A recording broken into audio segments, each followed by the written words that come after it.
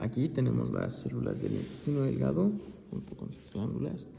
Pues primero tenemos a ver que el intestino delgado es la parte más larga del sistema digestivo. Se extiende desde el estómago, píloro, hasta el intestino grueso, ciego, y consta de 3 partes: duodeno, yeyuno e ilion. Las principales funciones del intestino delgado son completar la digestión de los alimentos y absorber nutrientes. Pues un mal funcionamiento de este puede traer consigo algunas experiencias incómodas, como diarrea mientras te encuentras de viaje, o peor aún, durante una cita. Vamos a discutir sobre la anatomía, función y microvasculatura del intestino delgado, con sus células y sus glándulas. Tenemos al duodeno, que es la primera sección del intestino delgado. Esta se extiende desde el esfínter pilórico del estómago, envuelve la cabeza del páncreas en forma de C y termina en la flexura duodenal. Esta flexura se encuentra unida a la pared abdominal posterior por un pliegue peritoneal llamado músculo o ligamento suspensorio del duodeno, también conocido como ligamento de Treitz. El yeyuno es la segunda parte del intestino delgado, comienza en el ángulo duodenal y se encuentra en el cuadrante superior izquierdo del abdomen. El ilion es la última y más larga parte del intestino delgado y se encuentra en el cuadrante inferior derecho del abdomen. Los enterocitos son células columnares que forman la mayor parte del epitelio prismático simple de la mucosa del intestino. Son más abundantes en el epitelio del intestino delgado que en el del grueso, así como en las de apéndice, y su principal misión es la absorción de sustancias nutritivas desde la luz intestinal y su transporte al interior del cuerpo. Los enterocitos poseen dominios celulares diferenciados, uno apical y otro basolateral. Por ello se dice que son células polarizadas. Las uniones estrechas impiden la difusión lateral de las moléculas de membrana entre estos dos dominios, permitiendo el mantenimiento de la polaridad. Presentan en su superficie apical una gran cantidad de microvellosidades densamente dispuestas, formando lo que se denomina ribete en cepillo, lo que aumenta la superficie apical de la célula de 15 a 40 veces. En su parte basal, los enterocitos tienen numerosas mitocondrias y un retículo endoplasmático y un aparato de Golgi muy desarrollados. La integridad del epitelio depende de los complejos de unión que se establecen entre enterocitos continuos. Además, en sus membranas basales se encuentran las hemidesmosomas, que son complejos de unión que mantienen los enterocitos unidos a la lámina basal.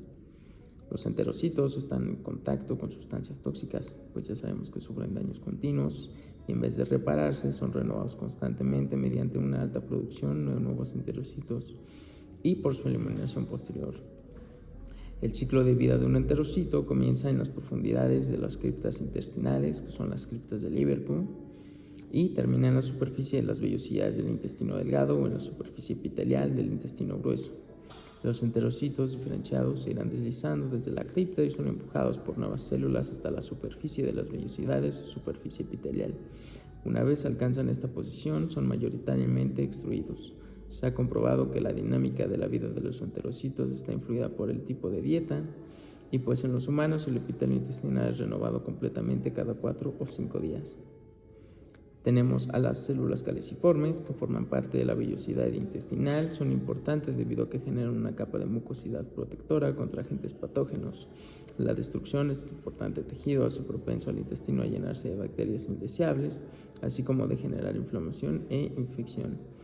Las células caliciformes son glándulas unicelulares que se encuentran dispersas entre las células del intestino delgado, grueso, también del aparato respiratorio, que es en la tráquea, en los bronquios, ocular, nasal, productor, óptico y laringio. Tienen como función secretar mucina.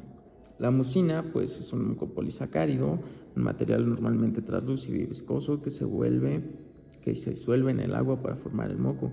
El moco protege a los enterocitos, actuando como una barrera física frente a bacterias y otros patógenos como los parásitos intestinales. Contiene también grandes cantidades de anticuerpos como inmunoglobulina A, capaz de atrapar bacterias invasoras. Su revestimiento de células de vellosidad intestinal tiene una gran cantidad de enterocitos. Tenemos a las células de Paneth, su principal piramidal con el ápice apuntado al lumen. Poseen en el citoplasma supranuclear glándulos intensamente eosinofílicos con la coloración de hematoxilina y enzima. Los núcleos son basales, redondos, con nucleolo prominente. Su función no está clara aún, pero como contienen lisosimas y inmunoglobulinas y además poseen capacidad fagocítica, se cree que su función es la regulación de la flora microbiana intestinal. Las células de Paneth producen sustancias que tienen la finalidad de favorecer la inmunidad contra agentes patógenos externos y controlar el desarrollo de la flora intestinal, entre ellas alfa-defensina, y que digiere las paredes celulares de algunas células bacterianas. Después tenemos a las células enteroendocrinas. Estas liberan hormonas intestinales como secretina, colecistoquinina, péptido inhibidor gástrico y motilina, cada una con funciones diferentes. La célula M son presentadores de microorganismos que influyen del sistema inmunológico. Las células enteroendocrinas, pues como dijimos, ya liberaban sus hormonas y cada una son diferentes. Tenemos también a la célula madre pluripotencial. Indicadas un tipo de células con características pluripotenciales capaces de generar la mayoría de los tejidos. Estas no se pueden diferenciar de otras células, ya que simplemente son un tipo de célula circular o ovalada con un núcleo central. Tenemos las enzimas pancreáticas en duodeno, que son controladas por sistemas neuronales y hormonales, el principal órgano sensor para la secreción pancreática. Tenemos también, por consiguiente, su liberación de las colaminas de los alimentos, su unión de las colaminas, su digestión, su adhesión y endocitosis por unión transcelular de la transcobalamina. Con esto terminaríamos. Las células D también secretan somatostatina, que este es un regulador que actúa como forma endocrina como parácrina. Actúa sobre distintos tejidos, incluyendo la apófisis, el tracto gastrointestinal, el páncreas y riñón, inhibiendo la liberación de hormonas para el crecimiento, gastrinas, insulina y renina. Por consiguiente, tenemos a las células del intestino grueso. Pues sabemos que son 5 células y dentro de estas tenemos a las células caliciformes, que son las liberadoras de moco. Como ya sabíamos, empiezan a excretar moco y siguen migrando hacia arriba para formar parte del epitelio de la superficie. Tenemos a las cilíndricas, que parecen desarrollarse una función absortiva de aguas y sales del colon. También tenemos a las células de la mucosa, que poseen cantidad de gránulos de mucina, que en lugar hinchado el citoplasma redondeado, que les da el nombre de células calciformes.